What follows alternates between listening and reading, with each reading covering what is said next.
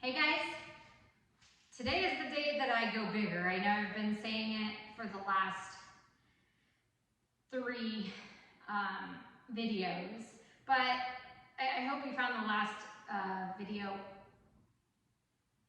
educational, or it was at least for me. I didn't know if I was going to post it, and then I thought, you know what, maybe everybody else wants to see all these tests that I did and what I got and what I went through and what I did.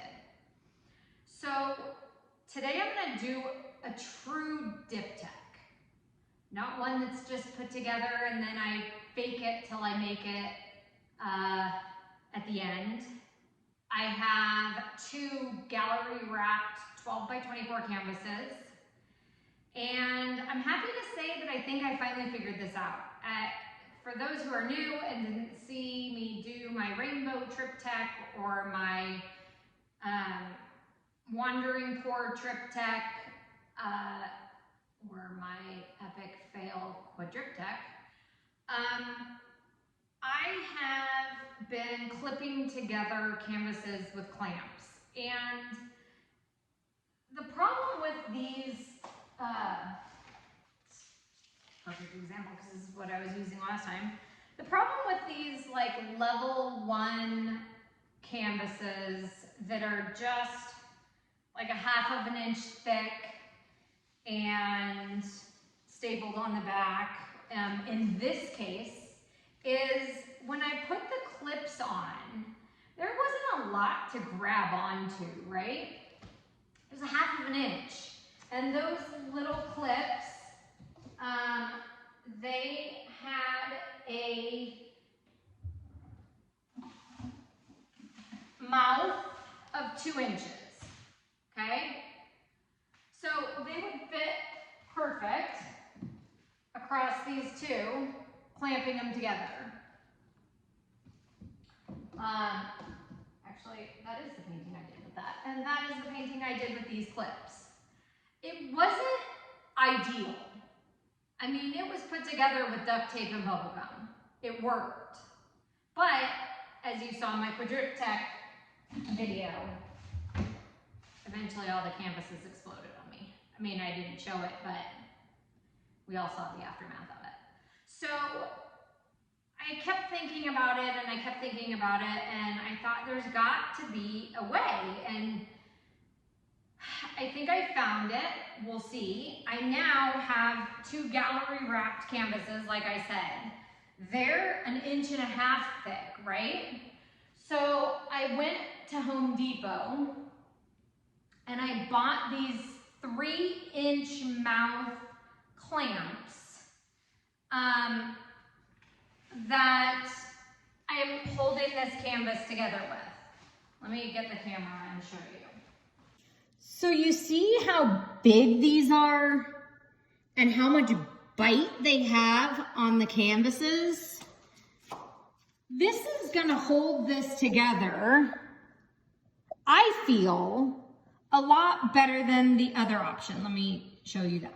All right, here I just quickly clamped this painting together. But see how there's just not a lot for these clamps to bite onto, right? I mean, for a diptych, it holds together good. For a triptych, it held together good. I don't think I'd do a quadriptych again. I think that was overachieving on my part.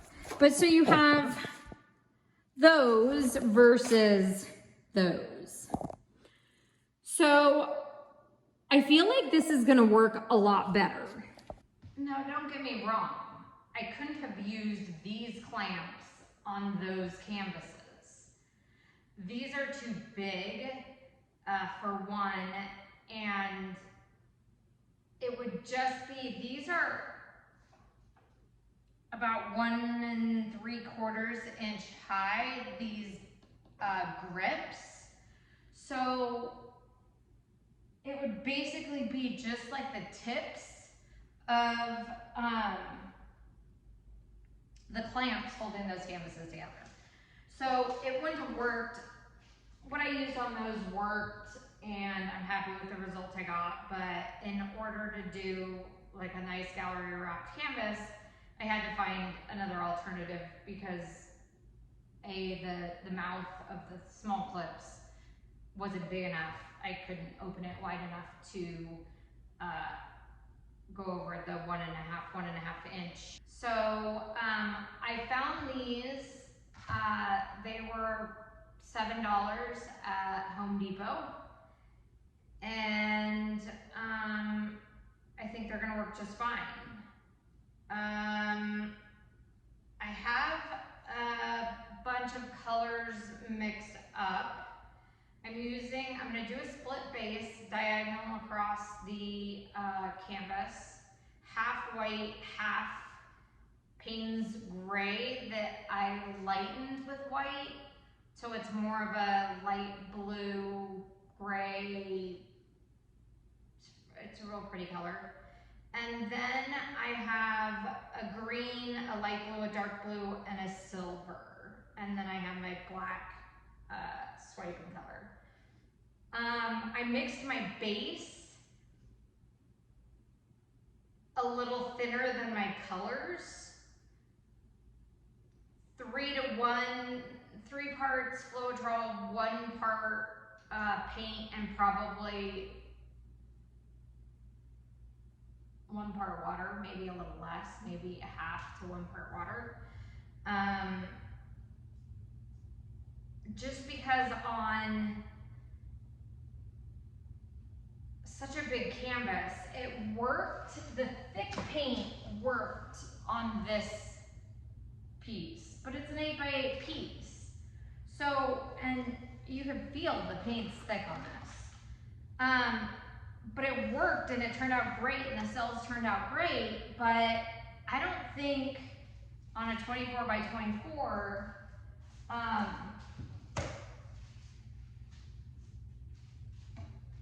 that I'd be able to stretch it enough without ruining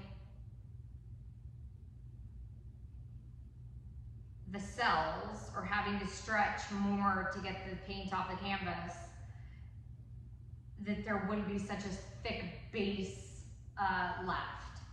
So that's the only change in my plan based on the tests that I've been doing the last couple days. Other than that, paints are mixed basically 2-to-1 Floetrol to water, maybe 2.5, just to get a thicker consistency, but no water. And then my cell activator is Amsterdam Oxide Black, mixed 3-to-1 Australian Floetrol paint. So yeah, let's get started. Every night you sing the blues, always wishing that it was you to hold the crown, the one they talk about. Pacing around in your room, all your reasons stuck like a loop beneath your shoes, holding you back from you. Stand in the sun, burning for fun. You're out looking in when you've already won. You know how it tastes, but you throw it away, pushing it out when it's pulling you in. Never been closer now to what it's all been about. When will you figure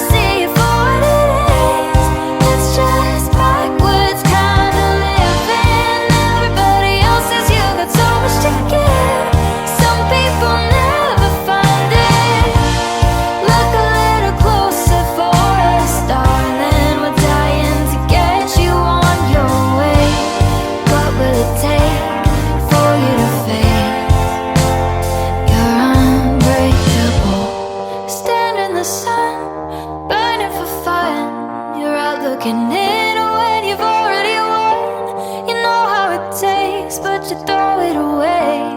Pushing it out when it's pulling you in. Stand in the sun, burning for fun. You're out looking in when you've already won. You know how it tastes, but you throw it away. Pushing it out when it's pulling you in. Never been closer now to what it's all been about. When will you figure it out?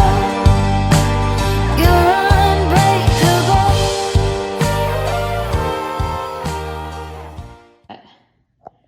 So this is really all that I have left of the true Diptych, but better than nothing.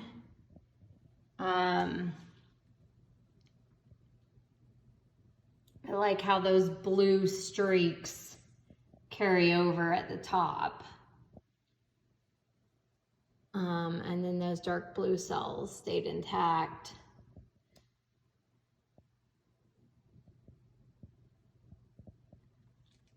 I think that's just leftover remnants. I like how there's like subtle cells in there, but not. Turn off my lights. I don't even need them. So yeah, we have the subtle cells in there. And then come down here.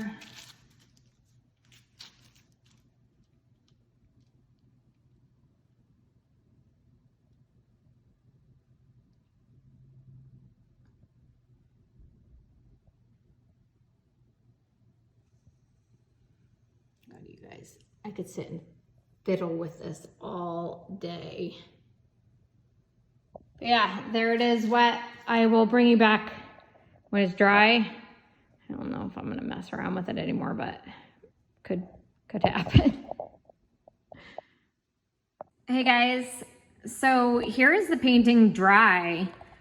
I'm happy with it. There's lots of things that I could learn on this one, but overall, I like the composition. I like this crossover right here. All the cells really stayed intact.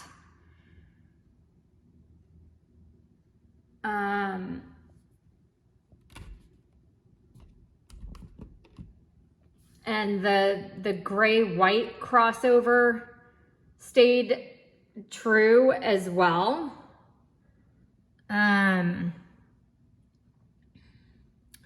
Just really cool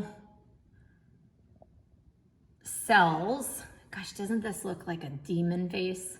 Nose, the eye, like horn. I don't know.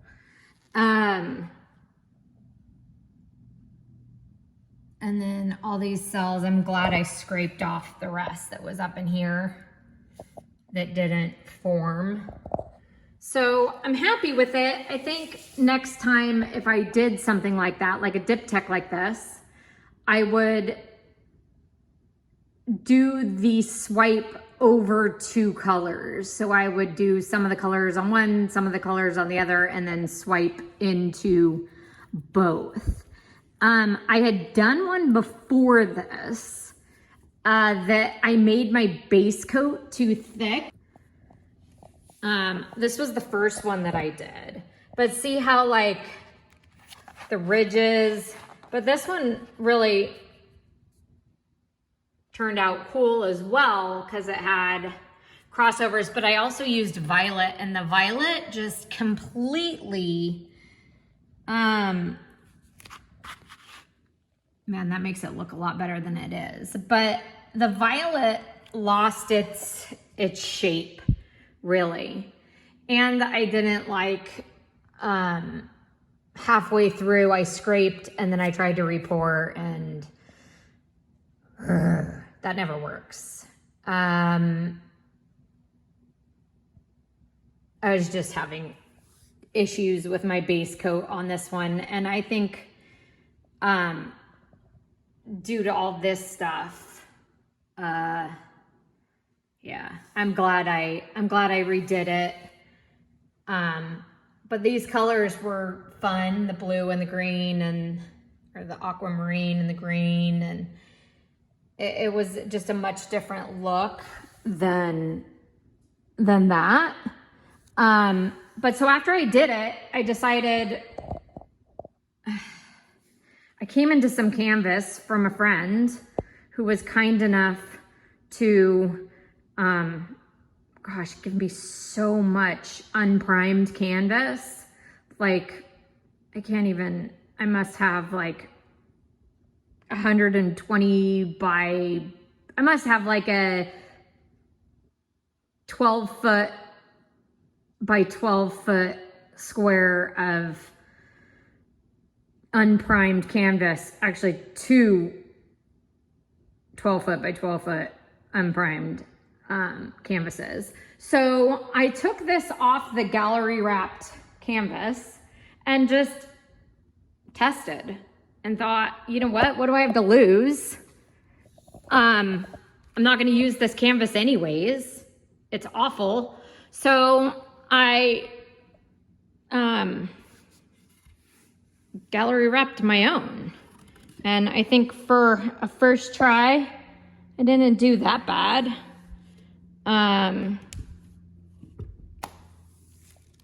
But at least now I have 2 canvases back. I'm gonna gesso it. Actually, I don't even know what I'm gonna do with it. I may just try to see what painting on an unprimed canvas is like. I don't know. I mean, I have nothing to lose. So yeah, guys, sometimes mistakes turn into things, if you allow them, into some nice things that you can learn. So yeah, so there's the finished 24 by 24. I hope you like this video, and thanks for watching.